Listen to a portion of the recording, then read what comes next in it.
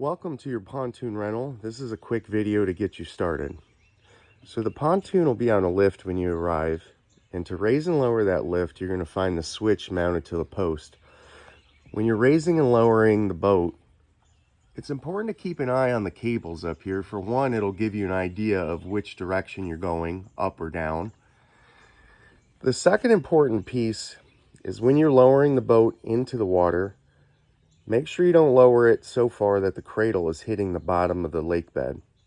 You're going to want to just lower it to where the boat is floating, and then go a couple more inches and keep that cradle from hitting the bottom of the lake. If it goes to the bottom of the lake, you're going to risk twisting up the cables on this lift, which can then be quite a problem.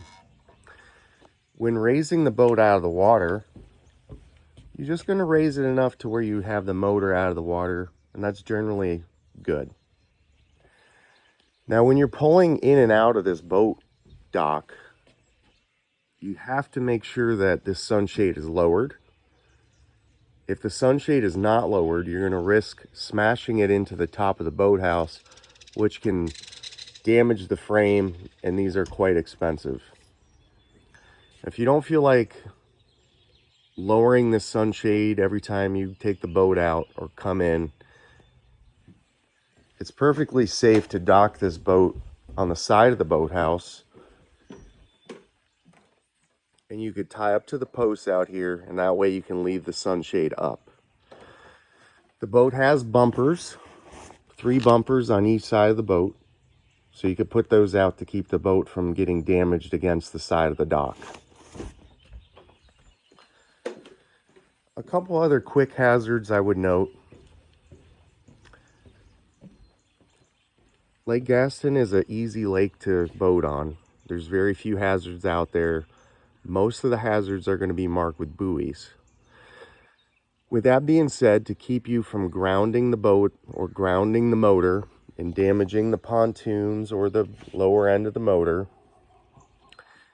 you're generally going to want to keep distance from the shoreline, keep distance off of people's docks, and keep distance off any sharp points you see out in the lake. You can run into rocks or tree stumps, and those can puncture these pontoons or damage the lower unit of the boat motor. A couple other important things to note: when you are operating, all the doors, all the gates on the boat must be shut. These gates open by pulling up on the hinge side. So they are safety gates and will not open unless you pull up on the hinge. There's 3 gates, one on the side, one on the front, and one on the back. All arms, all legs must be inside the boat. No dangling feet over the boat while you're operating.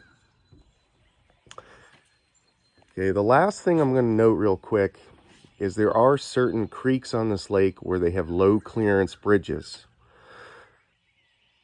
Any low clearance bridge or any bridge you come across other than the Eaton Ferry Bridge, this top has to be lowered.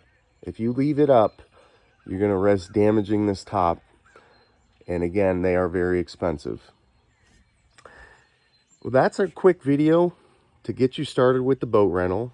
Our tech will meet you in person to go over any further details, and please reach out if you have any further questions on operating the boat.